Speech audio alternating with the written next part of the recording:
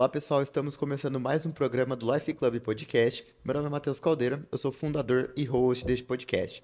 Hoje, antes de apresentar a nossa convidada, eu quero dar um recado dos nossos patrocinadores. O Instituto Harmony, ele conta com dois profissionais, o Neto Mosca e a Thaís Pazeto. A Thaís Pazeto, ela é especialista em harmonização facial e corporal. O Neto Mosca, ele é especialista em nutrição e atividade física. Ele é educador físico, ele monta treino, dieta, a Thaís cuida de toda a parte de estética que você, a mulherada, tá precisando, o homem tá precisando. Pode entrar em contato com o Instituto Harmony para mais informações. Não se preocupe que a gente vai colocar aqui na descrição desse vídeo. Também temos outro patrocinador, o Gaspar Barbearia. Você, homem, que quer ter a sua barba e cabelo alinhados, a gente tem um serviço com eles. Eles têm um clube de assinatura, o Clube Gaspar. O Clube Gaspar ele te dá a oportunidade de ter um corte de cabelo e de barba ilimitado. Para consultar mais informações, pode seguir o Gaspar nas redes sociais também, que a gente vai colocar aqui na descrição do vídeo. Agora vamos para o episódio. Hoje a minha convidada, ela tem 61 anos, mesmo não parecendo. Ela é formada em Direito, ela é criadora dos projetos Eva, Amei e PEN. Ela é especialista e mestra em constelação sistêmica familiar, empresarial, profissional. Além disso, ela é mentora e palestrante. É com muito honra, com muito prazer que eu recebo hoje no Life Club Podcast, Luísa Neiva. Eu agradeço muitíssimo a oportunidade, é uma honra estar aqui com você e vamos lá para um conteúdo que possa interessar a quem estiver nos ouvindo.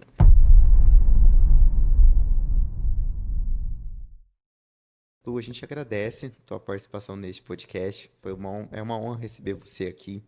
E hoje a gente tá trazendo um tema diferente que tá começando a ficar em alta e para a gente entender um pouco como funciona, que é a tal da constelação sistêmica na vida e nos negócios. O tema de hoje é projetos que curam, a abordagem da constelação sistêmica na vida e nos negócios. E antes de começar, a gente começar a falar de constelação, de falar um monte de coisa aqui da sua área de expertise, a gente precisa saber quem é você. A audiência que não te conhece, muitas pessoas que estão assistindo a gente te conhecem, mas quem não te conhece a gente precisa contextualizar. E eu queria saber, a Luísa, ela está aqui formada em Direito, hoje ela atua com constelação, não sei se tem uma coisa a ver uma com a outra, a gente vai entender como que funciona aqui. Conta um pouquinho como que foi a tua trajetória até chegar no Direito e até chegar na constelação. Então vamos lá, direito fiz, né, na área jurídica foi a primeira formação. E por muitos anos atuei como advogada, até que em 2014 eu fiz uma transição de carreira. Já estava quase para me aposentar, mas até então eu atendia as terapias integrativas como um hobby, que sempre me moveu. E chegou um dia que eu falei, uai, por que não transformar, né, a metodologia terapêutica na minha profissão? E quando isso me veio à mente, eu simplesmente tomei uma atitude da noite para o dia. Eu tirei a minha placa do escritório de advocacia e só dei continuidade nos processos em andamento e já comecei a anunciar. E eu comecei, inclusive, através da meditação. Então, eu implantei ali uma meditação uma vez por semana, comecei a criar grupos. Nisso, eu já tinha algumas formações terapêuticas que eu vinha buscando. Busquei outras formações, até que a constelação familiar chegou na minha vida. E foi um divisor de águas. Lu, você fez o direito, né? Isso. E como é que foi pra você, assim, putz, a decisão, o ponto-chave dali que eu falei assim, eu não quero mais advogar e agora eu vou realmente pra constelação. Você já fazia como paciente constelação antes ou não? Você foi aprendendo e falou, ah, vou ensinar isso daqui. Na verdade, eu fui conhecendo as constelações e fez tanto sentido para mim que aquilo me moveu de uma forma tão forte que eu realmente achei que tinha mais sentido, a partir daquele momento, eu trabalhar com essa metodologia terapêutica que são as constelações. E hoje faz 40 anos que eu sou advogada, eu ainda trabalho em algumas coisas como advogada, mas na questão extrajudicial, com alguns contratos, dou um direcionamento e orientação para clientes antigos, mas já não pego mais ações para promover, né, ação judicial. Então, por quê? Porque ter estado, né, vivenciado a área jurídica, nessa minha formação de direito, depois tendo feito a prova da OAB, me tornado advogada, foi algo que me enriqueceu muitíssimo, porque é uma carreira maravilhosa. Então, eu sou encantada ainda hoje com o direito, né? Gosto de todas as áreas quando o assunto é jurídico, mas eu percebi que houve uma mudança em mim muito significativa, porque algumas coisas que não faziam sentido, eu não pegava o fio da meada. Sabe quando você não acha o fio do novelo? E conhecendo a filosofia sistêmica, as leis naturais que regem os relacionamentos dos seres humanos, aquilo foi como eu descortinou muita coisa na minha vida. Então eu passei a perceber e sentir que do mesmo jeito que foi útil para mim, através desse método terapêutico, eu poderia ser mais útil do que eu vinha sendo até então como advogada, que eu acredito que isso tenha sido um movimento já de uma parte assim, até uma missão que eu encontrei dentro de mim, uma força tão grande e que eu queria transbordar, e tudo começou a funcionar de uma maneira bem fluida. Então eu acredito muito quando nós nos decidimos fazer algo e as coisas vão se abrindo, então, é aquele negócio, estou no caminho certo, né? E, através das constelações, dessa filosofia sistêmica, é exatamente isso que a gente vê. Quanto mais a gente se libera de emaranhados, que são os bloqueios, as dificuldades, quanto mais liberado eu estou, mais eu entro no fluxo da vida com leveza. E as coisas vão fluindo com naturalidade. Então, foi realmente esse divisor de águas que me fez fazer essa transição de carreira e atender as pessoas, porque eu sempre trabalhei com pessoas, né? Mesmo enquanto advogada, e agora eu atendo pessoas que me trazem outros tipos de dificuldades que não a questão jurídica. Você acredita que você seja uma pessoa muito corajosa? Porque se a gente para pra pensar, constelação, hoje que tá começando a ter uma fluidez um pouco maior, acredito eu, do que no passado. Se eu tiver errado, Sim, você até me corrige. sim, É, porque é uma carreira de advogada, acho que é o sonho de muito jovem aí hoje, até um jovem mais adulto também, né? Porque é sim. uma área que, querendo ou não, dá um dinheiro, dá uma estabilidade financeira. E Como é olha, eu que vou foi até esse dizer mais: status. status? Porque muitas pessoas ficaram assim, assustadas e indignadas. Como assim você vai parar de advogar para trabalhar com metodologia terapêutica? Então, existe também essa questão, mas quando a gente está decidido, que a gente faz uma escolha, tem uma coisa que a gente fala muito, né, assim, na visão sistêmica, que é a vida de adulto é uma vida que, vamos dizer assim, de luxo. Por que que é de luxo? Porque ela custa caro. Custa caro você ter coragem para tomar decisões. Custa caro você enfrentar as dificuldades. Custa caro você fazer o que tem que fazer todos os dias. E às vezes custa caro em dinheiro também. Então, essa é a vida do adulto, aquele que vai e faz o que tem que ser feito e que acredita naquilo que tem que ser feito. Eu concordo totalmente com você, porque a gente vê hoje a galera falando que o que eu mais ouço eu sou especialista em gestão de produtividade de tempo, e eu vejo muita gente falando assim: "Ah, eu não tenho tempo para tirar um projeto do papel. Ah, eu quero começar uma academia, mas eu não tenho tempo para fazer. Aí, eu quero ler um livro, mas eu não consigo me concentrar.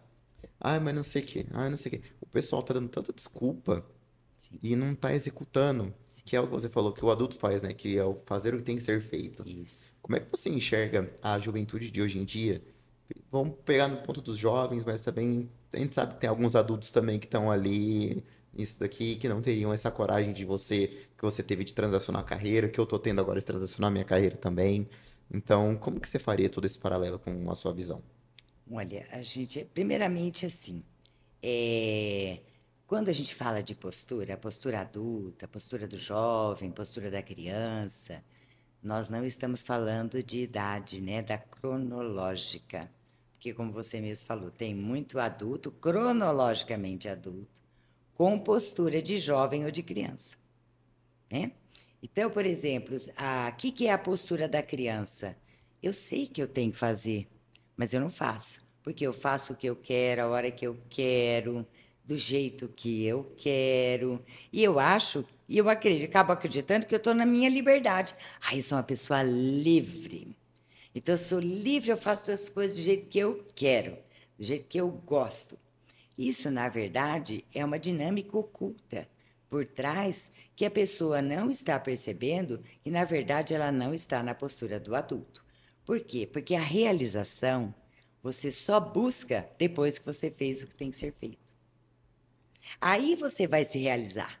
Primeiro eu vou me prover. Primeiro eu vou fazer tudo aquilo que eu preciso para me tornar uma pessoa adulta, independente, autônoma. Aí depois eu vou me realizar. Então vamos supor que seja uma pessoa que eu adoro música. Então eu sonho em ser uma música, uma musicista, né? Então o que eu vou fazer? Eu vou sair e vou pegar o meu violão e saio pelo mundo. Vou tocar em barzinho, vou me apresentar. Enquanto eu me aventuro, né? Isso é o que eu amo fazer. E isso, gente, é em qualquer profissão. Só estou dando um exemplo ilustrativo porque foi o que veio na minha mente. Para eu fazer isso, eu estou numa postura de criança ou de jovem, muito embora cronologicamente seja uma mulher adulta. Por quê? Porque para eu fazer isso tem um adulto me bancando. Então, se eu falo, olha, eu terminei tal curso, mas eu quero fazer outro, e eu não entro para a vida do trabalho para ser a minha própria provedora, tem um adulto me bancando, tem um adulto fazendo o que tem que ser feito. Então, é para a gente olhar o que é que realmente eu estou fazendo. Eu estou na postura da criança ou do adulto? Neste momento, eu estou fazendo o que tem que ser feito? Ou eu estou fazendo aquilo que eu acho que é o que eu gosto, que está gostosinho, e porque eu sou livre, então eu não estou comprometida com a minha própria vida como minha própria provedora. Porque o adulto, ele traz dentro dele a toda a força do pai e da mãe, que são os provedores enquanto somos jovens ou no período, né, de nascimento e da infância. Então ele traz e ele cuida mesmo da criança dele, que às vezes foi uma criança ferida, passou por problemas, mas o adulto, ele assume a autorresponsabilidade. Quando a gente fala de autorresponsabilidade, é uma autorresponsabilidade, vamos dizer assim, radical, segundo um professor meu, professor Décio, Fábio de Oliveira Júnior. Ele fala autorresponsabilidade radical, ou seja, agora eu sou 100% responsável por mim. Isso significa, se eu der errado, as escolhas foram minhas, então eu não vou usar de desculpa, que alguém me levou a errar. E se eu der certo, eu também sou 100% responsável pelas minhas decisões, pelas minhas escolhas. Então, o adulto, volto a dizer, é um preço caro, que muitos não querem pagar ainda. Mas quando a gente conhece a filosofia sistêmica, o que é ser um adulto, como é esta postura do adulto, então a gente vai ficar mais atento, porque a gente vai oscilar. No mesmo dia, você está ali na postura adulta. De repente, você dá uma de criança birrenta. Não gosto disso, porque isso, e porque é a hora que a gente, às vezes, né, a gente fala desci do salto, acabo esbarrando em alguma coisa. Mas o importante não é dar essas escorregadas, mas é retomar quanto antes, para falar, pera lá, que eu sou um adulto. Eu fiz essa escolha. Eu vou bancar a minha escolha ou eu vou querer dar um passo para trás? Não é? E quando é que isso acontece? Porque enquanto a gente está na postura da criança, vivendo como criança verdadeiramente, cronologicamente, do 0 aos 7 anos, mais ou menos, uma criança, é natural, eu sou dependente dos meus pais ou dos meus tutores, cuidadores. Aí eu entro naquela fase da pré-adolescência, adolescência, eu ainda estou sob a égide de regras do pai e da mãe, ou dos cuidadores, ou dos tutores, porque são eles os provedores, a casa é deles, eles é que mandam, né? Então, eu estou na juventude, na minha postura, mas a minha idade cronológica tá tudo certo. O fato é que se eu venho para a minha vida adulta e eu mantenho essa postura da criança ou a postura do jovem, então aí eu estou fora do meu lugar e fora do meu tamanho. E é onde a gente cria maior confusão na nossa vida, acreditando que o problema está no outro, que a responsabilidade é do outro. Por quê? Porque eu não estou na autorresponsabilidade radical, assumindo o meu papel de adulto verdadeiramente na postura do adulto, né? Eu peguei dois ganchos dessa tua resposta. Vamos começar por uma aqui que eu tenho que te perguntar isso, que eu acredito que você vai responder de um jeito muito bacana pra galera. Eu li recentemente acho que foi numa revista ou na internet mesmo, num site de informações. O pessoal tá falando que a gente tá numa geração que agora, a nossa geração, eles dividem em geração milênio e geração Z, Isso. né? A geração nova que tá vindo por aí vai ser a primeira geração mais burra do que a anterior. Você concorda com isso? Você acha que tem risco de isso acontecer? Olha, vamos dizer assim, é um terreno muito precoce para a gente afirmar. Eu vejo assim. Porque como que eu vou falar que vai ser uma geração, vamos dizer assim, menos estimulada ao conhecimento, né?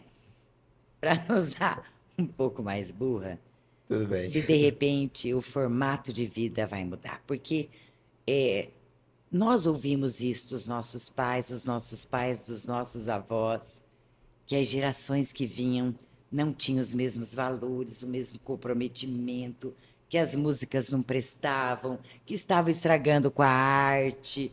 Quer dizer, as mudanças assustam um pouco, né? Agora, eu também não vou desconsiderar 100% essa visão. Por quê? Porque quanto menos estímulo de busca e de ir atrás para se tornar um adulto, né? Na postura, então, cronologicamente falando, é um adulto, mas a postura não é cobrada. Aí veja bem, se não há uma responsabilidade de quem não está delegando funções e acreditando na capacidade daquele que veio depois. Então, se eu criar, educar os meus filhos, poupando-os e deixando-os tão livre assim, enquanto eles estavam sob a minha égide de responsabilidade, como mãe, ou homem como um pai, um tutor, um cuidador, uma cuidadora, né? E permitiu demais essa liberdade, quando ele não estava pronto para fazer as próprias escolhas, de quem é a responsabilidade se isso acontecer? Porque o que eu percebo muito é que, sabe aquela história de 880? Ai, como a minha vida foi difícil, porque havia muita exigência. Quando eu tiver os meus filhos, eles vão ser livres, vão poder fazer tudo e muita proteção desprotege. Então, que tipo de responsabilidade um pai e uma mãe está tendo com o seu filho que ainda está numa idade de formação, de educação, para que eu solte ele no mundo? Então, tem aí duas questões para serem analisadas, porque uma criança e um jovem, eles não saem por aí sozinhos, eles saem se for dada essa liberdade, porque, a grosso modo, eles têm o quê? Alguém que tem a responsabilidade de orientá-los. Você falou que tem muitas pessoas que são 8 ou 80. Como que a gente consegue encontrar esse equilíbrio? Então, tem um livro do Bert que fala: no centro sentimos leveza. O 880 geralmente é o quê? Uma oscilação. Aquela oscilação onde eu ainda estou perdido. Eu não sei o meu lugar. Eu não sei que tamanho que eu sou, por falta de conhecimento, né? Então, o que seria esse o meu lugar? é compreender dentro das leis sistêmicas, que são 3 leis, são as leis naturais que regem a vida do ser humano, que Bert Hellinger, né, trouxe através de pesquisa, de estudo, né, esta metodologia, porque as constelações já existiam, mas o que ele fez? Ele foi buscar através do seu estudo, da sua observação, estando em contato com as pessoas, e nos trouxe uma metodologia. Então, o que ele percebeu? Que nós somos submetidos a 3 leis naturais. É como se nós, por exemplo, dentro da lei da física, nós não encontramos a lei da gravidade. É uma força exercida sobre a massa. Se eu derrubo um objeto ou jogo um objeto, ele vai cair. Força da gravidade. Então, o que ele percebeu? Que estas 3 leis são naturais. Elas regem a vida do ser humano. A gente conhecendo ou não, a gente gostando ou não, a gente seguindo ou não, elas vão exercer influência sobre as nossas vidas. A primeira é a lei do pertencimento, a segunda é a lei da hierarquia, ou também chamada de ordem, e a terceira, a lei do equilíbrio. Então, aqui, e esse equilíbrio, eu vou falar para você, não é aquela questão do 880, mas essas leis, elas vão nos nortear para que a gente esteja no centro, para seguir a nossa vida de uma maneira fluida.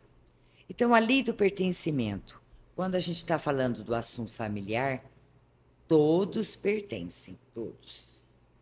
Então, o que é esse todos pertencem? Aquilo que a gente denomina na nossa família, esse era uma boa pessoa, esse era uma pessoa a mais, esse prestava, esse não prestava. Não tem julgamento, todos pertencem. Todos pertencem à família.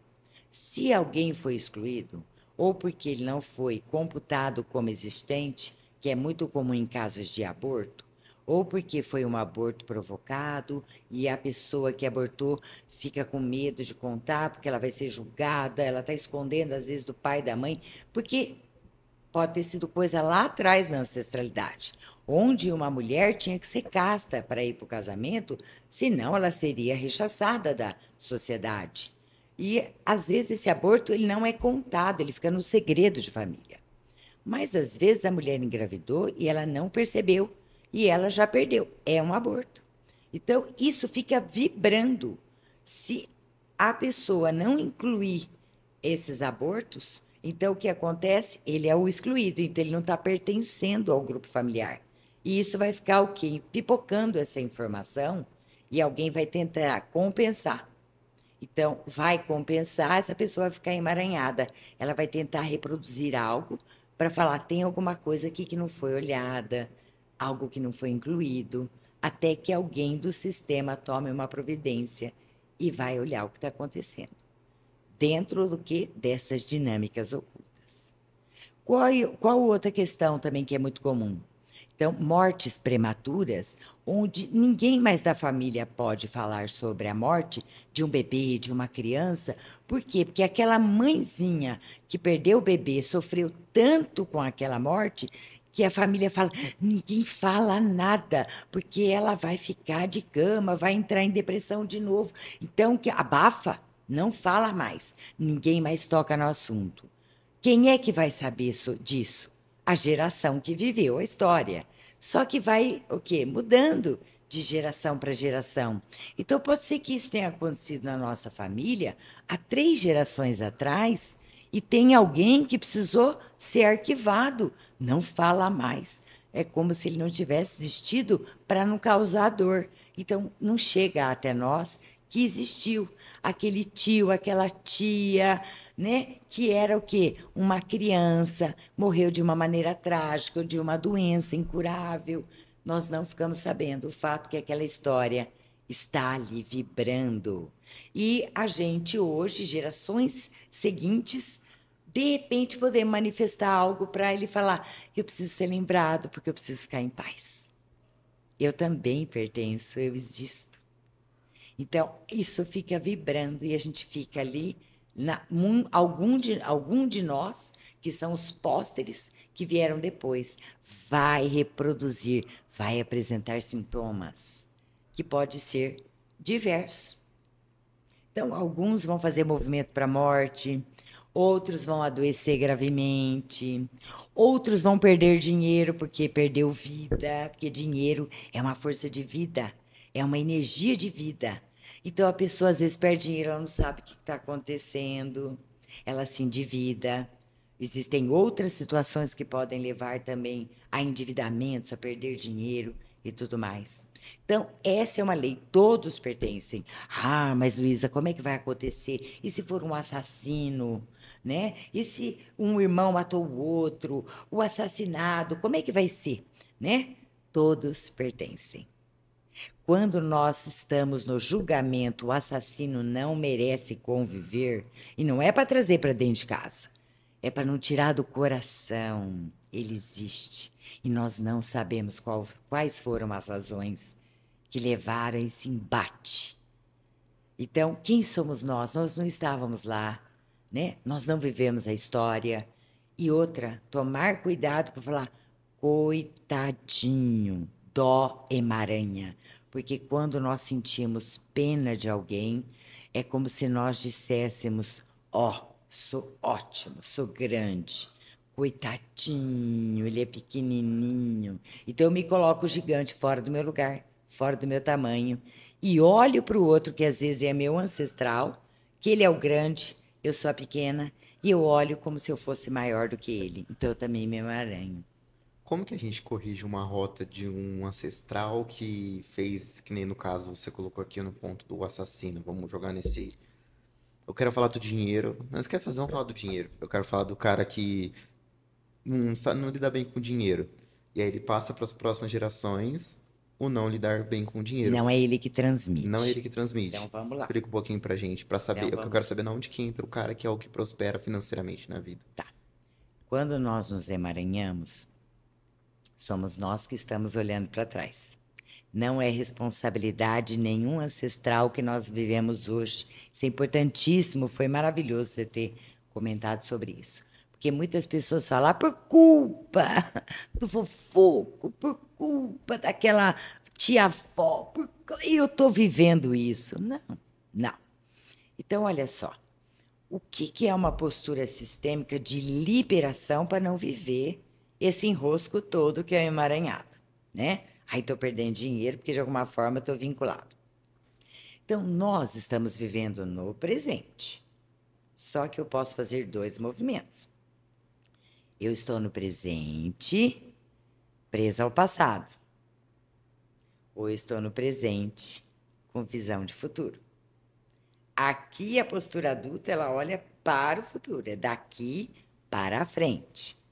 Quando eu estou olhando para trás, a gente fala que é a postura da criança, que também é aquela, eu estou fazendo um movimento para a morte, olhando para os mortos, ou seja, para os problemas. Aqui eu estou olhando para a vida, olhando para frente. Então, o que acontece? Geralmente o sistema, ele pega, né, as pessoas, vamos dizer assim, que está ali pipocando a história. Olha, teve um assassinato, um matou, outro morreu, foi morto, papapá. Alguém daquela família vai lá e... Por quê? Porque essa pessoa, de alguma forma, ela está querendo compensar o clã. O que é isso, compensar o clã? Então, vamos supor, eu nasci, estou lá. Uma família vai me receber num sistema familiar. Existe um movimento natural da nossa alma de falar, gente, gratidão, eu cheguei na vida. E é um movimento inconsciente, nessa gratidão profunda. É como se a gente mergulhasse na vida, acordasse assim e falasse, o que eu posso ajudar? No que eu posso ajudar aí? Tô firme e forte. Se achando o quê? Grandão. E, na verdade, a gente é pequenininho. É o último da escala ali daquelas gerações. Eu acabei de chegar. E isso acontece geralmente com pessoas que a gente fala mais fracas, né? Só que acontece com todo mundo. Todos nós, num certo grau, numa certa situação, somos emaranhados. Por quê? Porque nós estamos mergulhados num sistema que aquilo que não foi resolvido continua vibrando. Aquilo que já está pacificado, está fluindo, está resolvido, não fica vindo à tona. Mas a gente recebe como potência, como força, habilidade. Mas aquilo está fluindo, então você não vai chegar numa terapia sistêmica, por exemplo, você não vai pedir uma constelação e falar, ai, olha aí para mim para ver o que está acontecendo, que eu estou me dando super bem nisso. Ninguém precisa olhar o que está indo super bem. A gente precisa olhar as nossas dificuldades, o que está acontecendo, o que eu posso fazer para que isso seja diferente. Então a gente vai perceber o quê? Esses emaranhados. Então, qual é a dificuldade? Então, quando a pessoa vai ser atendida, são atendimentos pontuais. A pessoa não vai vir toda semana como vai no psicólogo, ou como vai fazer uma terapia tradicional. Ela vai receber um atendimento pontual. Ela vai trazer um tema.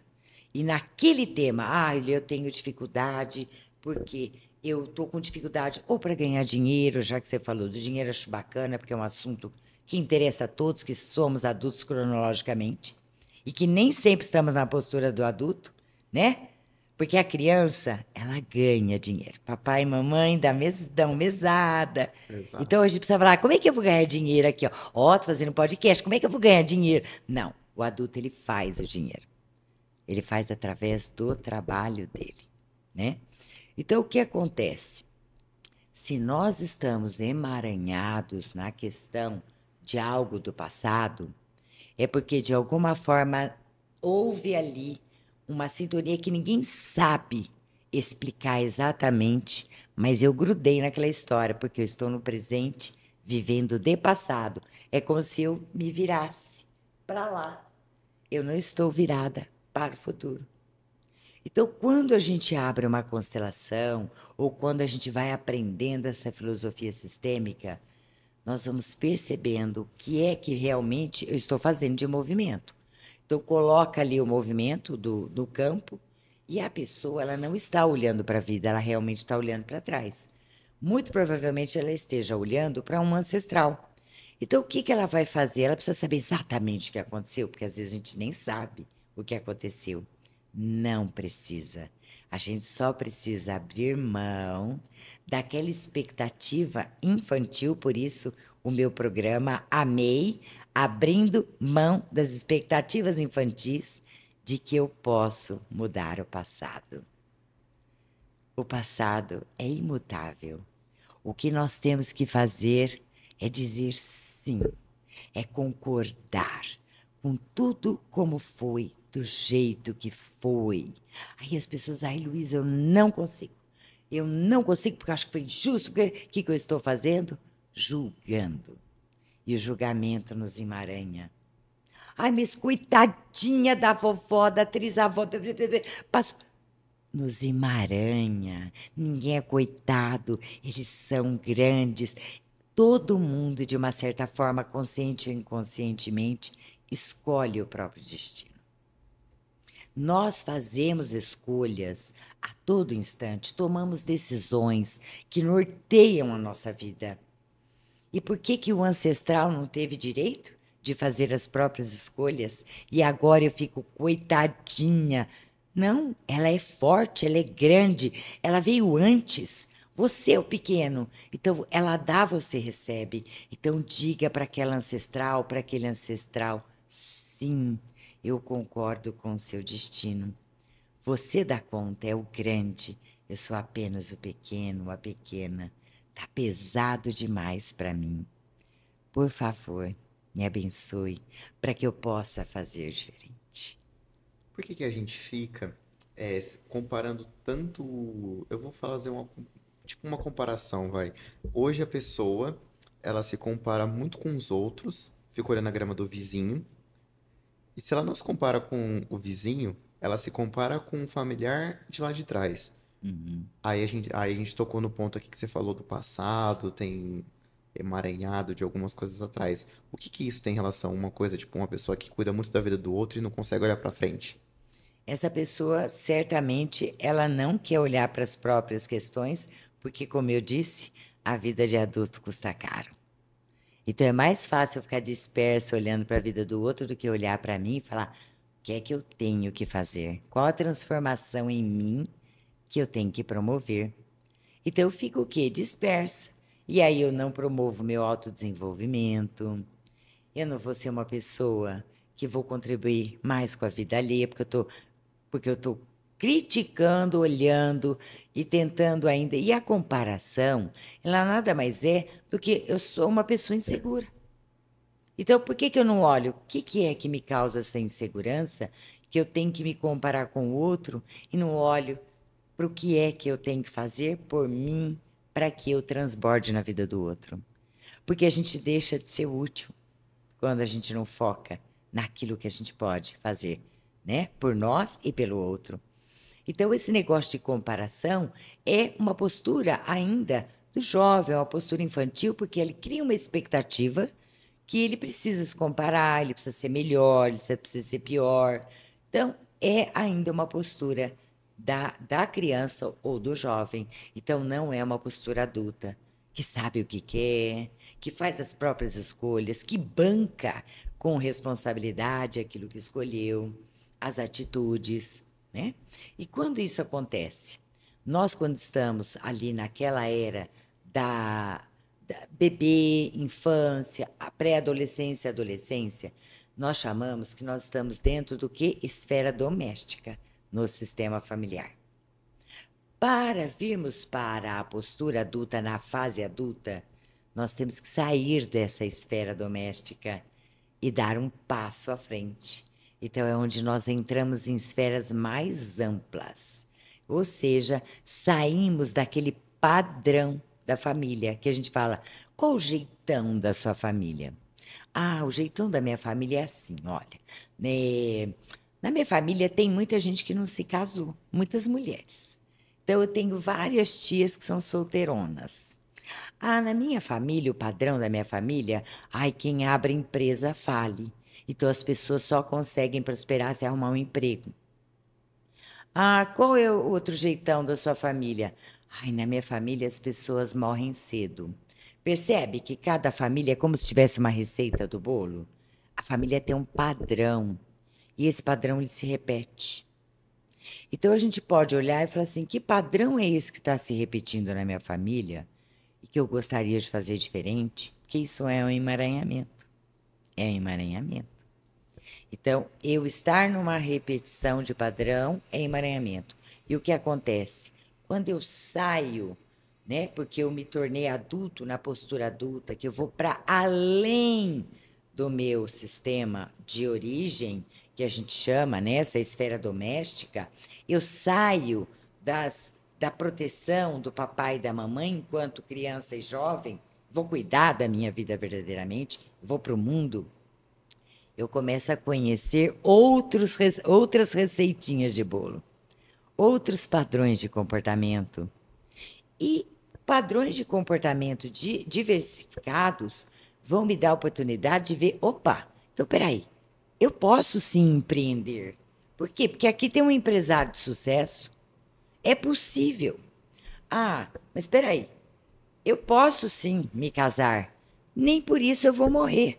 Por quê? Medo. Às vezes não casou porque tem emaranhado.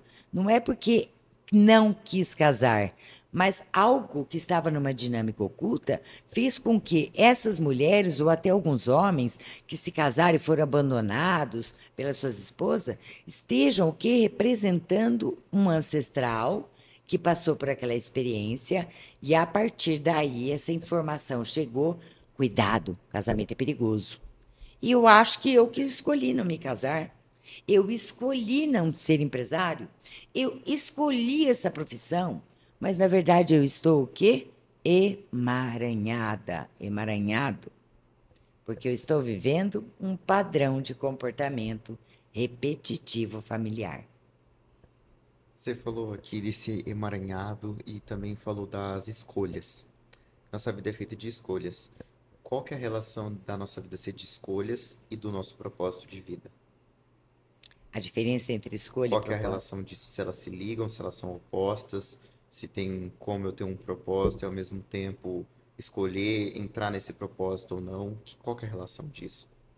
A relação é que o que você escolher pode te guiar para o propósito, uma missão, ou não, ou não.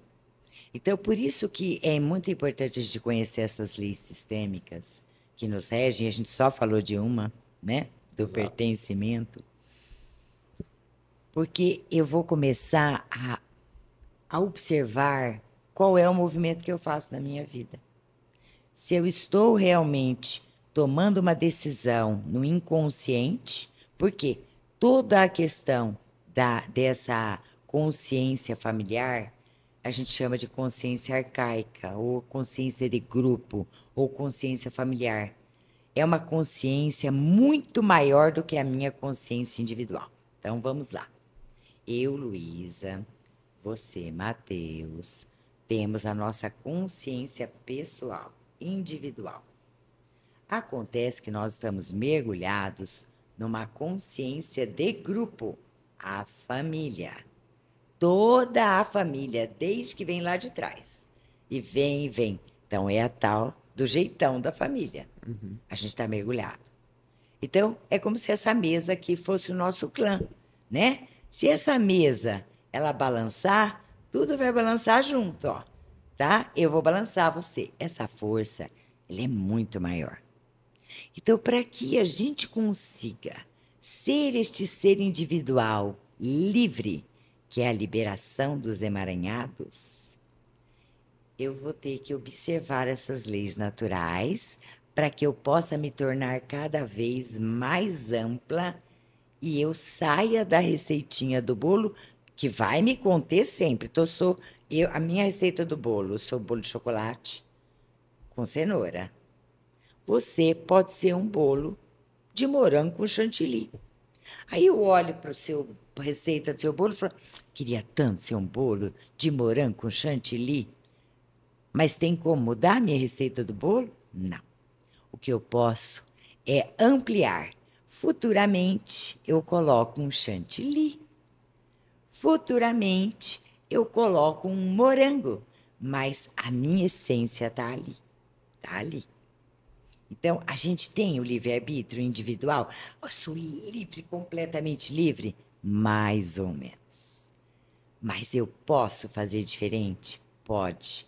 Você pode ir se liberando para cada vez alcançar e alçar voos maiores do que todos aqueles que vieram antes de você no seu clã?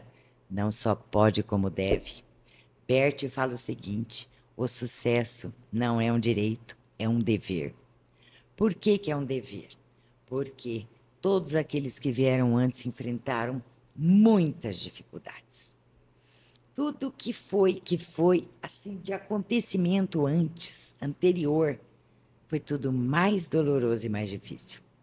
E a gente está recebendo muita coisa de mão beijada. Tudo pronto. Quanto tempo nós precisamos viver na humanidade para que chegasse, vamos dizer, a comunicação, como nós temos hoje? Nos falamos pela internet, não tem mais distância que nos separe. Nós temos a facilidade da água encanada, nós temos energia elétrica, sistemas, né, de telefonia, de comunicação como um todo, televisão, internet, tudo. Olha para trás, há quantos anos existe isso? Computador. É mínimo espaço-tempo para que tudo isso viesse. Por quê? A tecnologia está avançando a galope. E olha para os nossos ancestrais, às vezes até pelos nossos pais. Então, da sua geração para a minha, tem muita diferença. Por quê? Porque os meus filhos são mais velhos que você, por exemplo. Você pega a rabeta da minha caçulinha. Mas eu tenho filho de quase 40 anos. Então, o que acontece? Nascemos, a minha geração nasceu, que quando era para fazer uma ligação telefônica, quem tinha um aparelho na casa era rico. E a gente pedia o quê? Para telefonista fazer uma programação, marcar dia e hora para que aquela ligação fosse feita. Hoje você cata o WhatsApp. Pumba! Instantâneo. Então, fazer sucesso é um dever. porque tá tudo muito fácil. E o que que a gente faz? É muito comum. A gente é criança birrenta. A gente esperneia, a gente reclama, nada tá bom. Se faz calor, a gente reclama que tá calor. Se faz frio, reclama que tá frio. Ai, se eu só tenho 2 microfones, que é uma abundância. Tenho essas camerinhas, é uma abundância, mas a gente olha muito para a falta e a gente não olha para o que já temos. E uma coisa que a mais importante, tudo começa com pai e mãe. Se eu ainda reivindico do papai e da mamãe, achando que eles não foram bons o suficiente, que faltou isso para mim, faltou aquilo, nós não estamos olhando para o essencial. O essencial, eles me deram a vida. Tudo que veio 1 segundo depois do meu nascimento com vida é bônus. Então é parar de olhar para esse pai, para essa mãe, como homem e mulher falíveis que são como nós. Porque nós olhamos para a mulher cheia de falhas, que está tentando aprender a se desenvolver como nós. Estamos olhando para esse pai como um homem falível, que também precisa aprender, também está vivendo experiências como nós. E a gente ainda se atreve. Se fosse o meu pai, eu teria feito diferente. E nesse julgamento, quando eu olho, eu falo, tô fazendo igualzinho. Aí vai lá criticar a mãe. Ah, mas é minha mãe, nossa. Quando você olha, fala, reclamei tanto, falei tanto, tô fazendo igualzinho. Já ouvi falar, tem gente que fala que não tem sucesso na vida, ou não é rico, enfim, não tá na carreira que quer por culpa dos pais. Porque justamente não quer fazer o que tem que ser feito. É muito mais cômodo, a gente fala zona de conforto. Eu cruzo os braços, aí eu sou assim por causa do meu pai. Às vezes a pessoa está com 80 anos e vai assim, ai, a minha vida foi um desastre. Por quê? Ai, porque meu pai e minha mãe, quando aconteceu? Tinha uns 7 anos. E ele viveu mais 70 e poucos anos acusando algo ou alguém do destino dele, porque ele não arregaçou a manga e falou, peraí, e o que eu posso fazer por mim? Não fez. Então é mais fácil você não fazer nada e ficar criticando, porque aí você não vai ter que fazer esforço algum, do que você olhar para você e falar assim, peraí, a minha vida está na minha mão, eu vou pegar a rédea da minha vida e eu vou fazer dela o melhor que eu posso. Eu ganhei a vida. Aí a pessoa prefere ficar reclamando, porque me faltou isso, porque meu pai foi embora, porque minha mãe era uma megera, porque agora está na moda falar também que as pessoas são narcisistas. Gente, narcisismo é uma coisa que tem que ser diagnosticada. E não é porque uma pessoa olha para ela, ela é mais egoísta, porque ela virou narcisista. Então virou moda. Então a gente precisa tomar muito cuidado até com esse tipo de afirmação ou acusação, né? Mas aquela pessoa que acha, acredita, ainda está na infância ou na juventude falando, eu não me dei bem porque papai, mamãe, fulano, ciclano me prejudicaram. Mas é uma postura que da criança ou do jovem que, muito embora cronologicamente seja adulto, ainda não adotou a postura do adulto. Simples assim. Simples assim. Aí fica até fácil você entender por que muitos não gostam da visão sistêmica, que é aquela que fala, mais consciência, por favor. Não, não quero olhar para isso, não gosto, não gosto. Já estudou, já foi saber. Não, não quero nem saber. Por quê? Porque aí eu vou ter que tomar uma providência. Eu vou ter que entender que a responsabilidade é minha, que eu tenho algo para fazer, mas eu quero fazer? Eu quero fazer diferente? Eu quero promover mudanças? Ou está mais confortável aqui? Eu fico sentadinha e alguém vem e me traz o que eu quero, me alimenta, porque coitadinha, ela não deu certo. Coitadinho, coitadinha, que azarada. Não, né? Que emaranhada. E que, né, às vezes também a gente se emaranha e não percebe. Quantos anos às vezes leva para você despertar e falar, puxa vida, pode ser feito algo nessa minha questão.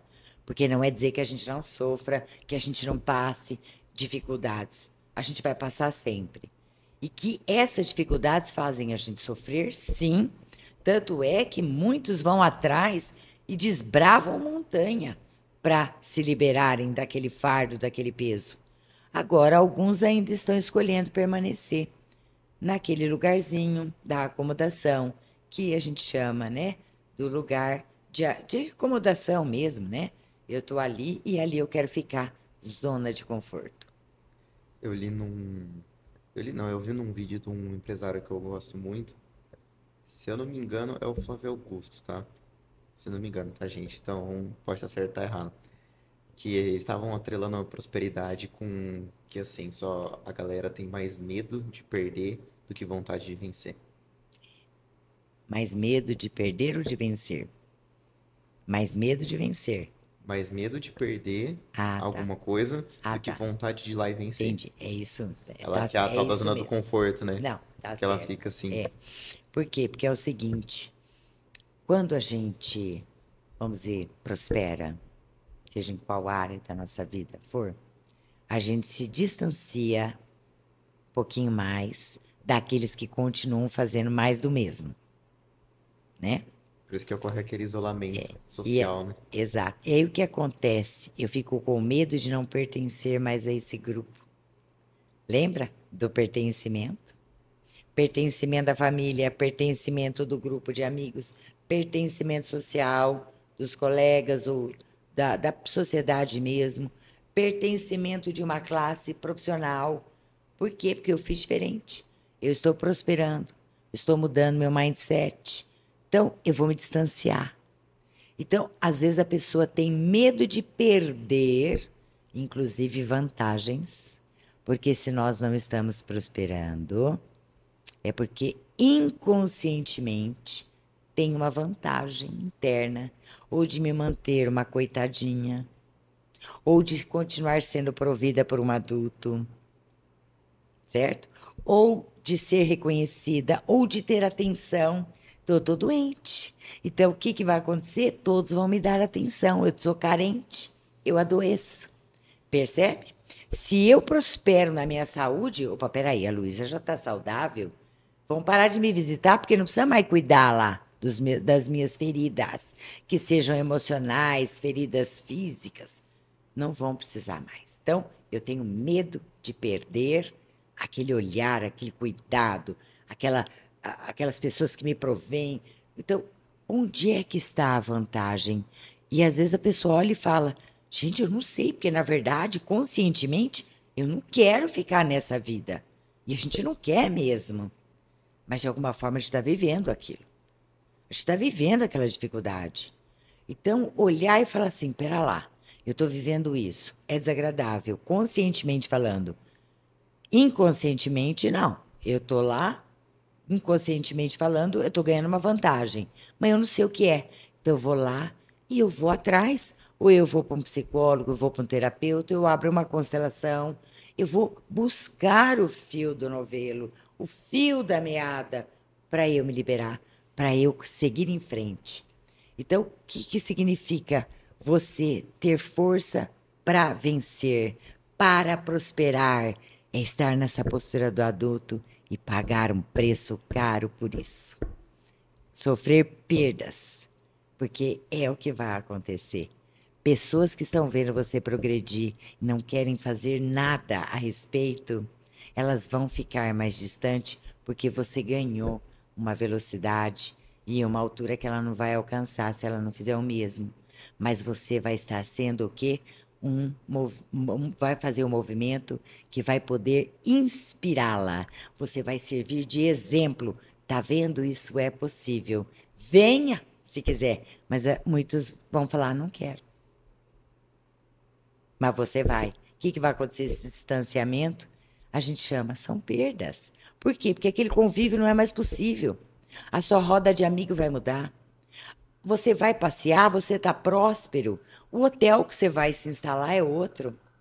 Em vez de você ir de carro, você vai poder escolher se você vai de avião. E essa pessoa não tem como. E você não é pai, não é mãe dessa pessoa. Você não vai ter que ficar pagando para ela, não é seu bebê. Então você vai viver a sua vida. E aí você fala, Luísa, mas isso não dá uma certa culpa? Dá culpa. Por isso que a gente faz o movimento e volta. Faz e volta onde podem ter as perdas. Perda de cliente, perda de dinheiro, eu faço aquele movimento elástico. E aí, Luísa, o que eu faço que eu quero sair disso? Vai com culpa mesmo.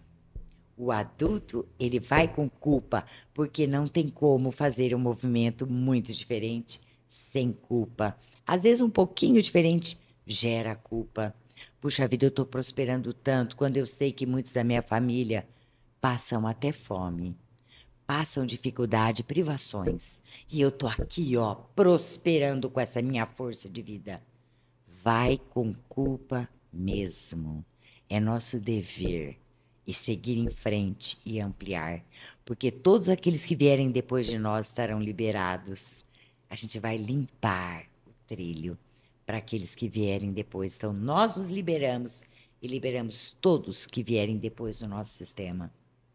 Então, é um movimento maravilhoso. E a partir do momento que a gente toma conhecimento que isso é possível, e você começa a mapear a própria vida, você fala: puxa vida, essas questões podem mudar. Eu posso transformar a minha vida. Eu posso, inclusive, ajudar que as pessoas que estão ao meu redor também percebam a possibilidade de mudança. Então é arregaçar a manga e seguir em frente. Lu, você falou muito do. A gente falou aqui, o tempo todo a gente falou só do pertencimento Isso. da tríade que você falou. E a gente falou muito da família. Como é que funciona essa parte do pertencimento para a parte empresarial? Ótimo.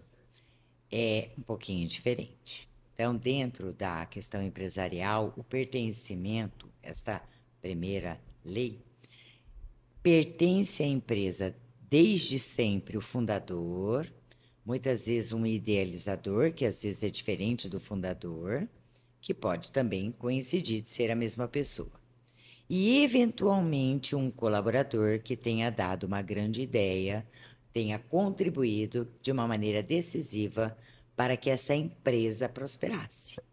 Esses vão pertencer sempre, desde a fundação da empresa, enquanto ela sobreviver enquanto empresa, né? Aquela CNPJ que foi criada. Agora, todos os demais que chegarem para a empresa, que são os colaboradores, eles vão pertencer enquanto eles servirem a empresa na colaboração a que eles se propuseram. Uma vez desligados da empresa, eles deixam de pertencer. Então, essa é a diferença. Então, pensando dessa forma, o tio Zuki vai ficar eternamente no Meta barra Instagram barra Facebook. Ele é pertencente a isso daí, porque ele é o criador de tudo. Desde sempre, e ele vai sempre pertencer. Show. Tá? Isso é uma coisa até importante, pelo seguinte, Matheus, se uma empresa ela passa de uma geração para outra, ou ela é vendida a uma sucessão de uma outra empresa, aquela cultura e o propósito pela qual ela foi criada, ela tem que ser respeitada para que ela não tenha dificuldades e chegue a falir. Então, por isso, eles pertencem sempre, ainda que saia das mãos do fundador, ele venda a empresa para um outro grupo, para uma outra pessoa, ele ainda assim, ele pertence. Onde que agora existe as outras duas partes da tríade, que é a hierarquia e o equilíbrio? Então, vamos lá. Agora a gente vai para a hierarquia, que também é conhecido como ordem, né? É quem chegou antes no sistema, chegou antes. Quem chegou depois, chegou depois. E aqui também vai ter uma diferenciação entre a familiar e a empresarial. E a gente vai chegar lá. Dentro da família, então, quem veio antes? Você ou seu pai e sua mãe? Seu pai e sua mãe. Então, eles vieram antes. Esses que vieram antes de você, que veio depois, eles são grandes e você, perante os seus pais, é pequeno. Se você formar a sua própria família e tiver filhos, diante dos seus filhos, você é o grande e eles são os pequenos. E eles vão olhar para você como pai e para sua esposa, como mãe. Então, vocês serão os grandes. Essa é a escadinha da hierarquia. Então, quanto mais para trás na linhagem da ancestralidade, aquele é o grande, é o maior, e do maior para o menor. E quando a gente fala de emaranhamento, ou seja, eu estou olhando para trás, eu estou querendo resolver um passado que é uma ilusão, né? Que está dentro daquele programa MEI. Por quê? Porque eu estou com uma expectativa ainda infantil de que eu posso salvar, mudar o passado, compensar o passado. Por quê? Porque eu estou olhando lá para uma pessoa que é o grande e eu sou o pequenininho. E estou olhando lá para aquele tataravô, né? Tetravô lá que a gente chama, o trisavô. Falo, nossa, olha, coitadinho. Ou nossa, que horror que ele era. Jamais vou fazer isso. Ótimo, puxo aqui e vivo essa lealdade. E vivo esse julgamento. E vivo essa compensação. E começo a manifestar aqui. Por quê? Porque eu não estou no meu lugar, nem do meu tamanho. Então, eu sou pequenininho, eu deixo com eles o que é deles. Eles dão conta, foi a vida deles, escolha de destino, e tem que estar tudo bem para mim, tá? Então, essa hierarquia, ela é muito importante ser respeitada, porque é o seguinte, se eu troco de lugar com alguém, ou eu tô ou ficando grandona, ou ficando pequenininho onde eu sou grande, eu vou viver muita confusão na minha vida. Então, tem muito pai, muita mãe, que, muito embora a genética já tenha proporcionado um corpo pronto para ser pai e mãe, eles ainda não adotaram aquela postura adulta. Eles estão cronologicamente adultos, com um corpo de adultos, mas eles estão na postura do jovem ou da criança. Então, eles vão ter uma tendência, se eles estão lá na postura de uma criança ou de um jovem, de que quando o filho assumir uma determinada idade, eles vão querer que o filho tome conta deles. Eles vão tentar trocar de lugar com os filhos. Filho, agora você vai me sustentar na velhice. Ai, filho, agora que você está ganhando dinheiro, ai, você vai sustentar o papai e a mamãe. Você vai ter que me ajudar. Então, quer dizer, tenta. Então, qual é a nossa postura? É a gente não sair do nosso lugar. E quando o filho consegue, principalmente hoje que a gente vê muito jovem enriquecendo na internet, quando acontece, quando o filho arruma um jeito de ficar rico, consegue, e os pais, tipo, vivem relativamente bem, mas aí o filho, só porque ganha mais, ele começa a querer entrar no lugar do pai. Como é que Exato. funciona É isso? um emaranhamento só, porque você pode observar que são pessoas que perdem dinheiro. Sim. Muito provavelmente são pessoas que perdem muito dinheiro. Porque não dá para trocar de papel. Com pai e com mãe, você pode colaborar se eles te pedirem, se eles estiverem precisando. Porque não é o que a gente faz, mas é o como a gente faz. Boa. E isso é uma postura da arrogância. Então, eu ajudar meu pai e minha mãe, colaborar. Pai, mãe, ó, tô ganhando legal. Quero dar, assim, um conforto para vocês, bacana. Mas não aquela, hoje quem manda sou eu. Olha a arrogância. Quem determina as regras sou eu. Eu estou pagando. Um filho falar isso para um pai, para uma mãe, é uma postura de emaranhamento grande, porque ele está trocando de papel. Ele está se arrogando maior do que o pai e a mãe, quando na verdade ele é o pequeno. E agora me ocorreu de falar uma coisa que a gente precisa tomar muito cuidado também. Quando a gente se torna adulto, está na postura adulta, fazendo o que precisa ser feito, às vezes até já alcançou um certo sucesso, nós precisamos tomar cuidado para não nos esquecermos que nós continuamos sendo filhos de um pai e de uma mãe. Ainda que eles já não estejam vivos mais na vida, podem estar vivos na morte, mas não na vida, nós somos sempre filhos. E isso nos remete ao quê? Humildade. Quantos filhos que alçam voo para a vida, porque essa é a meta, sucesso. Vai para a vida, meu filho. Vai cuidar da tua vida. E essas pessoas se arrogam de uma grandeza, se achando todo-poderoso e acabam desonrando, ou seja, esquecendo que eles são filhos de um pai e de uma mãe. Aí, se alguém fala assim, não, mas isso aconteceu, Luísa, você não sabe. É porque meu pai e minha mãe, eles eram narcisistas, eles foram um horror. Eu não sei quem é meu pai e minha mãe, eu fui adotado e pipipi. Então, calma, calma. Porque ser filho não é obedecer, ser filho não é ter que conviver, porque às vezes, até por uma questão de saúde mental ou até de saúde física, cuidado para não sofrer risco de pessoas agressivas, que você pode ter se segregado do pai e da mãe para não sofrer uma agressão, uma lesão corporal, ou até um risco de morte. Então é separado. A questão é: trago no meu coração esse homem, essa mulher, que um dia se uniram para se transformarem no meu pai e na minha mãe e me darem a vida para que eu estivesse aqui hoje? É nesta questão que nós temos que tomar cuidado. Eu li uma vez, acho que foi num post no Instagram, falando assim, pra gente nunca esquecer que os nossos pais estão sendo pai e mãe pela primeira vez também. Mesmo que tenha 50 filhos, eles estão sendo o seu Isso, pai e a sua mãe pela primeira vez. é isso, Isso ficou muito na minha é cabeça. isso.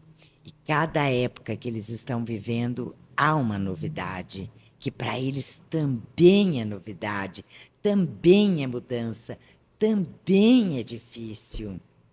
E a gente vem aqui, às vezes nem filho não teve ainda, e quer cantar de galo. Exato. Ai, que horror, meu pai fez isso com aquele meu irmão. Eu teria feito diferente. Sabe-se lá se você não teria feito pior.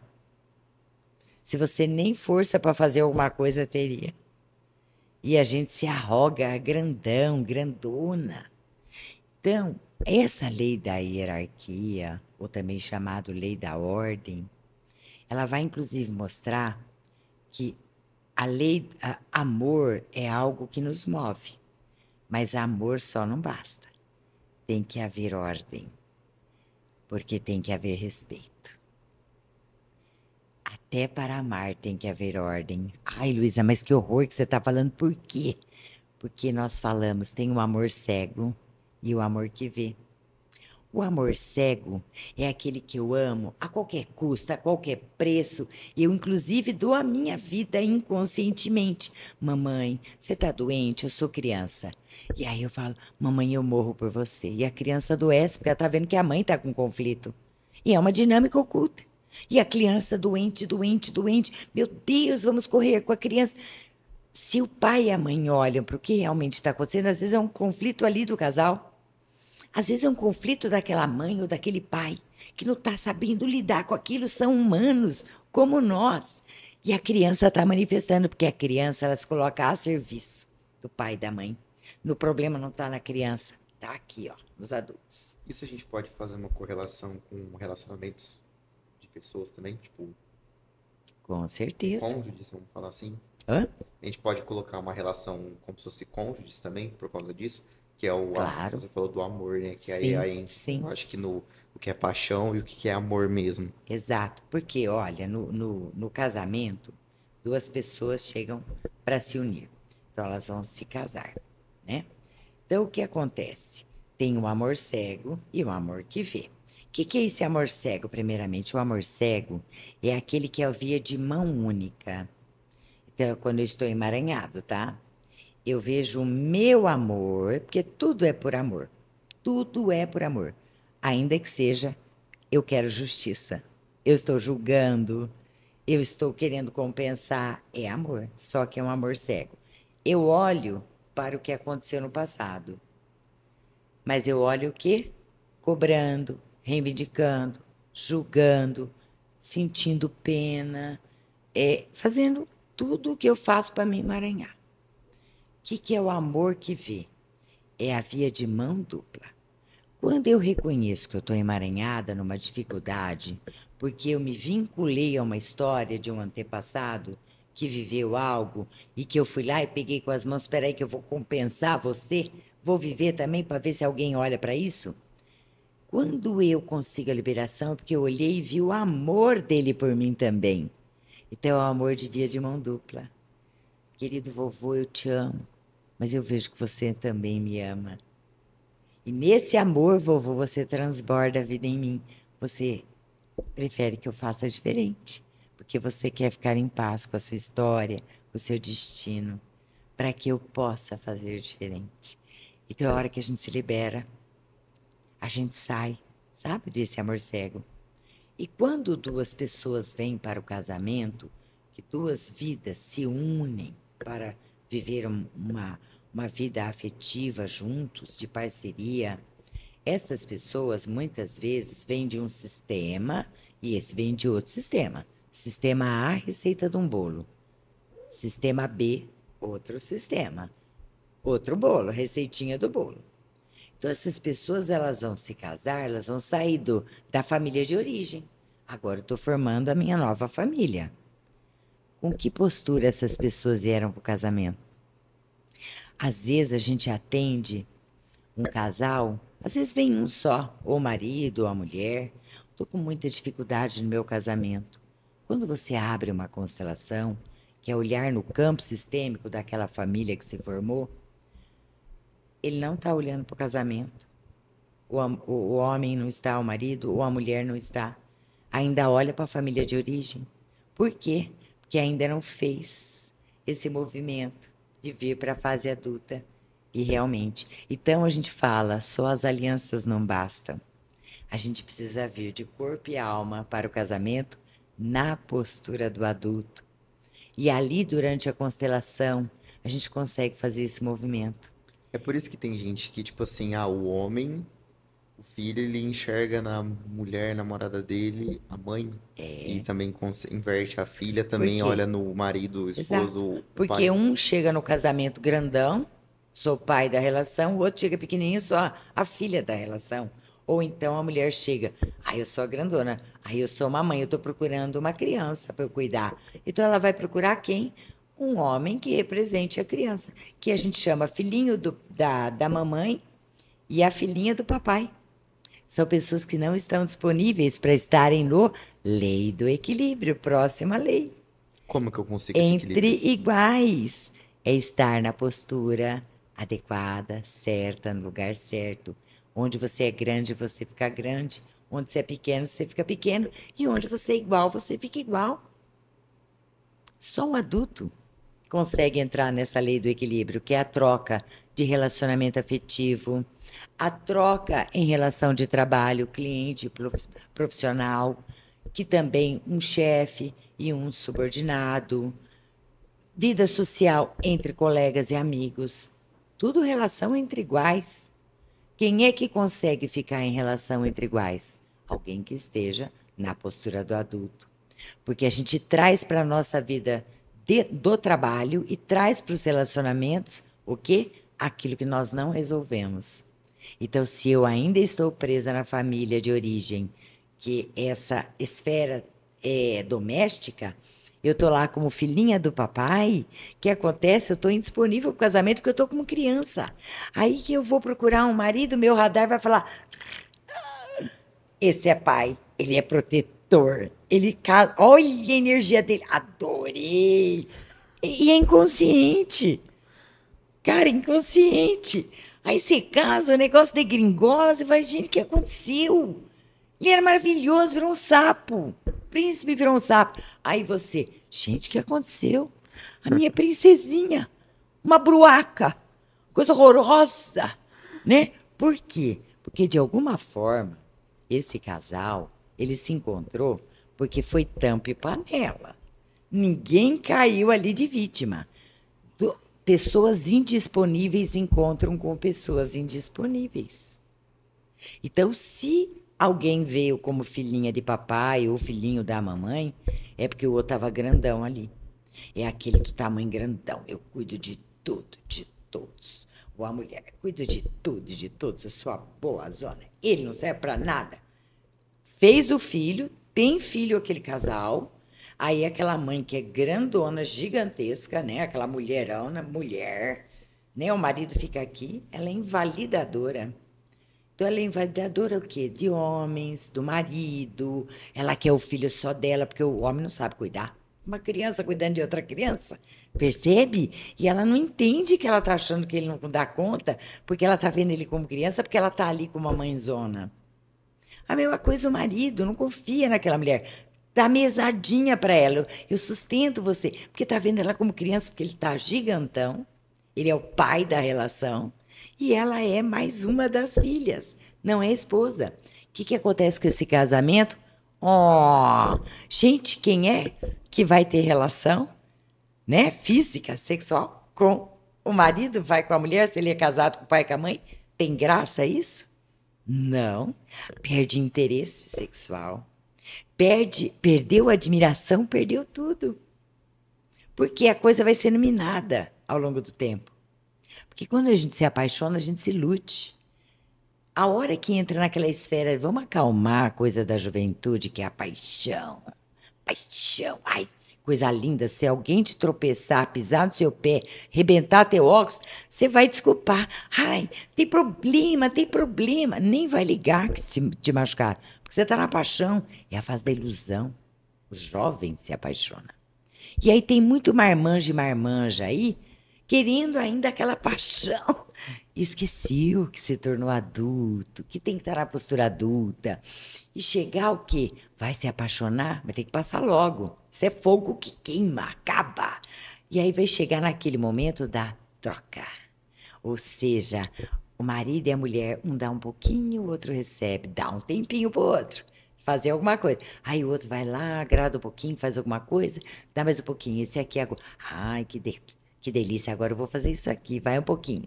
Porque se um ficar assim, né? Vamos pegar as mulheres, já que sou mulher, porque assim vocês não ficam chateados comigo. Então a mulher, ela chega lá, ela viu aquele moço lindo, maravilhoso. "Ah, quero pra mim!" E aí o que acontece? Aí ela vê lá o lindão. Aí ela vem e fala assim: ai, querido, vai lá e faz alguma coisa bacana pra ele. Aí ele tá feliz, fez uma coisa bacana. No dia seguinte já, vou fazer mais. E, nossa, ela é bacana. Aí ela vai fazer mais. Ele vai começar o quê? A assustar. Gente, eu nunca vou conseguir retribuir o que essa mulher tá fazendo pra mim. Só que inconscientemente, ele nem percebe, isso começa a ficar um fardo. Eu nunca vou poder devolver, porque ela não deu nem tempo de eu fazer uma coisinha para ela. Então ela me deu um carro, depois ela quer me dar uma casa, aí ela quer me dar uma viagem, aí ela quer me dar... Eu estou exagerando para mostrar. E aí a mulher fica desse tamanho, dando. Ele só recebendo, cai fora. Aí o que essa pessoa vai falar? Fiz tudo por ele, me abandonou. Falei, querida, você sufocou. E ele teve que cair fora. A dívida ficou grande demais. E a gente faz isso no trabalho, a gente faz isso no relacionamento afetivo. A gente vai. E sabe aquele doador universal? Uhum. Eu faço, eu dou. Cadê o meu receber? Eu nem espero. E quem não está pronto para receber, não prospera. Porque a prosperidade é troca. É tudo. O dinheiro é troca, o trabalho é troca, relacionamento afetivo é troca, na lei do equilíbrio. E essa lei do equilíbrio, ela tem que ser gradativa e paulatinamente. Isso é o que alimenta um casal para que eles permaneçam e cresçam juntos. Você falando uma coisa, eu quero pegar um ponto nesse assunto que é ligeiramente polêmico. Você falou de um ficar dando e o outro só recebendo. Você deu o caso da mulher. E quando a gente fala em questão de. Vou ter que trazer esse ponto aqui. Da pessoa pagar a conta, por exemplo, no restaurante. É sempre o homem que paga a conta, um exemplo. A sociedade hoje está mudando, a gente sabe, Sim, mas sim. ficou desde as antigas que o homem sempre paga a conta. É um exemplo considerado do cara só dar também. E o que a mulher pode fazer? Ou paga Olha, a também? O que troca nem... acontece? Olha, foi legal. Nossa, top a sua pergunta. Porque a troca nem sempre é em dinheiro. Tudo depende de um acordo entre ambos. Porque senão aquele casal que a mulher fica em casa, trabalhando em prol do lar, dos filhos, para que os filhos sejam educados mais de perto com a mãe, ela não teria valor nenhum se tudo fosse em moeda financeira. Então, essa troca, ela é uma troca também. Eu te dou um pouquinho disso e você me dá um pouquinho daquilo. Ou seja, de carinho, de respeito. Eu só saio para trabalhar, minha mulher, minha esposa, porque você está fazendo brilhantemente tudo aquilo que você pode fazer para cuidar da nossa família. Matou minha pergunta. Que isso? Entendeu? Então, mas só que dois adultos conversam sobre isso antes do casamento. Porque se tem uma expectativa desse marido que essa mulher trabalhe e colabore com a renda financeira familiar, e casou e ela vai fazer igual as ancestrais dela, ela não vai querer sair de casa. E a renda dele não é suficiente, vai ter problema. Então isso é relativo, nada é absoluto. E cada caso é um caso. E às vezes a gente pode olhar até na questão sistêmica. Por que que esse casal está vivendo essa relação neste formato? É por liberdade, livre escolha, ou porque os dois estão presos a emaranhados do sistema familiar? Lu, você falou muita coisa aqui. Você falou dessa tríade, pirâmide, três pilares. O que a gente falar aqui do jeito que for, eu acho que eu comecei errado, né, produção? Eu tinha que ter falado o que é constelação no começo. Tô ficando ruim nisso. Tô brincando, gente. Vamos lá. Você falou de tudo isso daqui que... Tudo. Tua história, como que você chegou na constelação. Deu umas palhinhas do que é uma constelação, mas eu... Pra galera que não entende nada. Tô caí de paraquedas nesse episódio aqui. O que é uma constelação e como que é uma constelação com a Luísa? Então vamos lá. A constelação é uma sessão pontual onde o cliente vai chegar e vai trazer um tema como dificuldade para o que ele quer olhar. Então, é aberto o que nós chamamos de campo sistêmico, que já teve outras nomenclaturas, mas por uma questão para não ter uma conotação espiritual, porque não tem cunho religioso algum, antigamente pretenderam colocar o nome de alma, né? Que é a alma o quê? É o movimento que o grupo da consciência faz. Acabou se adotando aqui no Brasil, chama constelação familiar, ou constelação empresarial, constelação profissional, ou de imóveis, e assim vai. Então, o que acontece? A gente abre o que a gente chama de campo. Esse campo é um acesso à informação. Quando a gente inicia, nós vamos acessar informações. Então, vão existir representantes, que pode ser pessoas que entram. Então, você, vamos supor que é o meu cliente, né? É a pessoa que está me consultando.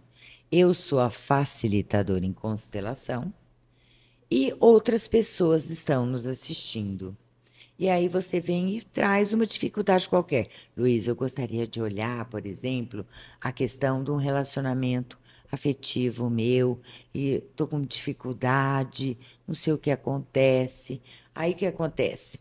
Falei, ó, eu pego, eu, Luísa, veja bem, gosto de fazer constelações no oculto. Então, quem vai representar não sabe o que está representando, ninguém vai saber qual é o tema. A privacidade é sua, só eu sei que é relacionamento afetivo, mas isso é regra? Não é regra. Pode abrir, falar, hoje nós vamos constelar, a pessoa veio buscar porque ela quer ver o relacionamento dela afetivo, ela está com dificuldade em tal área, nós vamos olhar para isso. Eu faço no oculto, tá? Por quê? Porque eu acredito que ajuda, inclusive, quem vai representar. Então, vamos lá, eu vou falar, você vai escolher uma pessoa para te representar. Você vai lá, pergunta, você pode me representar? A pessoa vai falar se sim ou não, se ela não quer. Se ela quiser, você traz ela para aquele círculo hipotético que a gente criou. A pessoa vai lá e ela vai entrar no seu lugar. Está te representando. Aí traz lá a pessoa com quem ele está se relacionando. Aí traz, coloca no campo também uma outra pessoa. E aí a gente aguarda e começa a ver os movimentos. Às vezes já espera, já olha qual o movimento que o seu representante está fazendo. Então, na verdade, é um movimento onde a dinâmica que está oculta, você querendo, não querendo, eu querendo, não querendo, ela vai ser mostrada. Então, não dá para camuflar aquilo que está acontecendo. Então, às vezes, você vem reclamar de uma dificuldade. Ah, minha namorada, ou a minha esposa, minha companheira, minha mulher, ela não está muito aí com o casamento. Quando põe no campo, quem não está olhando para o casamento é você. Você entendeu? Então, na verdade, por quê? Porque você está olhando para outras questões. Uma dor do passado, de um ancestral que foi abandonado com crianças pequenas, e você traz aquele emaranhamento do medo. Se eu tiver filhos, ela vai me abandonar e eu vou sofrer, porque eu também não vou saber cuidar dessas crianças. Mas você não sabe que isso está rolando aqui dentro do seu ser, né? Da sua pessoa, dentro dessa questão do emaranhamento de sua família que você trouxe para dentro do seu casamento. E numa constelação, quando a gente olha, sabe a imagem, acessar aquela informação é algo indescritível porque gera transformação, acesso profundo. Então, obter aquela imagem da fotografia, o que é que realmente está acontecendo, é a oportunidade de mudança. E é onde você consegue redefinir a rota. Então, numa constelação, a gente faz frases de cura, frases sistêmicas. E você olha, eu vou dar um exemplo aqui hipotético, porque cada caso é um caso. Aí a gente pede, você consegue olhar para o representante, naturalmente. Você consegue olhar para a sua esposa? Ele, ai, não é muito bom, mas eu consigo. Ele, então se vire de frente para ela e diga, querida mulher, eu sinto muito, mas eu até agora estava ocupado com outras questões do meu sistema familiar. Mas agora eu vejo você e eu escolho caminhar junto com você, como marido e mulher. E você pega e fala para o ancestral lá, querido ancestral, eu sinto muito pelo seu destino, mas você é grande, eu sou apenas o pequenininho. Você dá e eu recebo. Carregar o seu destino nas próprias mãos, você dá conta. Está muito pesado para mim. É muito grande, eu sou muito pequenininho. Então, por favor, eu deixo com você o que é seu. Eu fico apenas com o que é meu. O que é meu eu posso carregar. Para mim é leve. Por favor, me libere e me abençoe, para que eu possa viver uma vida diferente com a minha mulher. Então, são coisas que vão tocando e vão movimentando aquela alma. E todos que participam ali, como representante, ou só está assistindo, também, de alguma forma, vão se liberando daquele emaranhado. Aí você fala, mas Luísa, aí se eu não quiser fazer com um bando de gente, pode ser feito de outra maneira? Pode. Pode ser feito individualmente, sem outras pessoas em grupo. E é feito ou com bonequinho, num campo que a gente chama do campo fixo, ou até no campo fluvial, ou então subindo em cima de âncoras, que podem ser papéis, pode ser o que for, para você perceber o que acontece, qual informação que chega subindo na âncora, que a âncora pode estar escrito ancestral, né? Eu mesmo sentindo como é que eu estou, para onde que eu olho, para onde que eu não olho, a esposa, para onde que ela olha, para onde que eu não olho. Então eu tenho um panorama, porque tudo é senso-percepção. Como eu percebo e consigo acessar o que verdadeiramente está acontecendo e redirecionar. Então a gente ressignifica aquilo que a minha alma, ou seja, o meu ser, não é o espírito, não é nada religioso, espiritual. Como que eu faço um movimento diferente a partir de então, para que eu me libere dessa dinâmica oculta que estava me emaranhando com o meu ancestral. Senhoras e senhores, Luísa Lia Helena Neiva. Falei certo?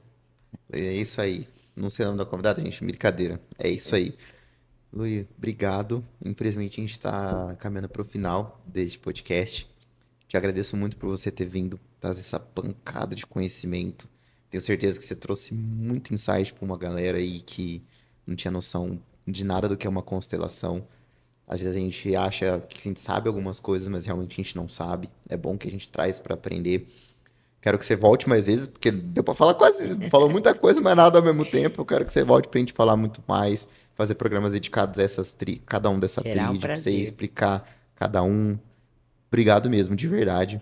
Você falou duas frases aqui que para mim foi, acho que os momentos mais chaves, que foi que o sucesso só vem depois do que você faz o que precisa ser feito. Isso pegou. E essa aqui na jugular foi muito foda.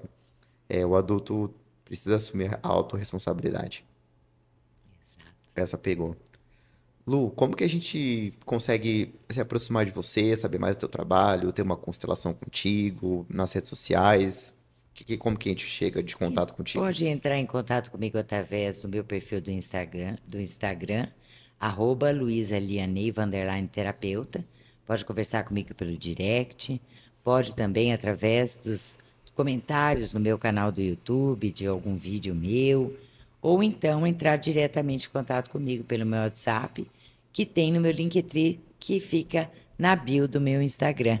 Então lá eu tenho os meus canais de redes sociais, meus streams, tenho meu WhatsApp, então a pessoa pode ter acesso dessa maneira. Gente, tranquilinho de achar. Entra no Instagram, tem o Linktree, tem tudo lá, tranquilo. Tudo lá. Entra no nosso Linktree também para achar todos os nossos parceiros também e nossas redes sociais do Life Club Podcast também. Lu, eu queria para encerrar que você deixasse uma mensagem. Se hoje todas as pessoas do mundo fossem receber uma mensagem da Luísa, o que você falaria para essas pessoas? Se quiser, pode falar na sua câmera. Eu diria, conheçam a filosofia sistêmica, ela é libertadora, grandiosa e nos leva ao movimento para o mais. Curtíssima, mas pontual, Luísa Lia Helena Neiva. Obrigado, Luísa, de novo, por ter participado desse podcast. Uma honra ter recebido você aqui e uma honra também ter você como nossa audiência. Eu quero dar um último recado dos nossos patrocinadores. A Gaspar Barbearia, ela é uma barbearia que tem um intuito de ser exclusivamente premium. Eles têm um clube de assinatura para você ter corte de cabelo, corte de barba ilimitado, dentre outros vários serviços, além de oferecer um ambiente conchegante e um atendimento de extrema qualidade. Vale a pena vocês conferirem as redes sociais. E também o nosso outro patrocinador, o Instituto Harmony. O Instituto Harmony conta com dois serviços específicos de estética com a doutora Thais Pazeto, estética corporal e facial com a Thais Pazeto, e o serviço nutricional e de treinos com o Neto Mosca. Na nossa audiência, vocês têm descontos específicos que eu não vou falar aqui, porque você vai conferir a rede social de ambos para a gente ver qual que vai ser o desconto de vocês, o que vocês vão ter de benefício. Só que tem que ser nossa audiência do Life Club Podcast. Confere o nosso Linktree também, que lá você vai entender como que vai funcionar a dinâmica daqui para frente. E quero deixar um último recado para você compartilhar esse episódio, de trazer todos os insights que a Luísa trouxe aqui pra gente, todos os outros convidados que passaram nesse podcast. Tem muitos programas pra vocês assistirem. Esse programa, se eu não me engano, é o 22 ou 23. Eu tô meio confuso que é muito programa, mas se eu não me engano é o 23. Todos os convidados trouxeram muitas mensagens. A gente está trazendo assuntos variados para vocês entenderem tudo que a gente tem de assunto do momento. Queremos que vocês se desenvolvam como pessoa, como profissional, aprendendo cada vez mais, buscando conhecimento. Peço que vocês compartilhem esse episódio, grupo de WhatsApp, grupo de trabalho, LinkedIn, tudo que vocês puderem, para estar fortalecendo a gente também. E se inscrevam no canal, que é muito importante para a gente. Espero que você deixe o seu comentário aqui e nos vemos no próximo vídeo.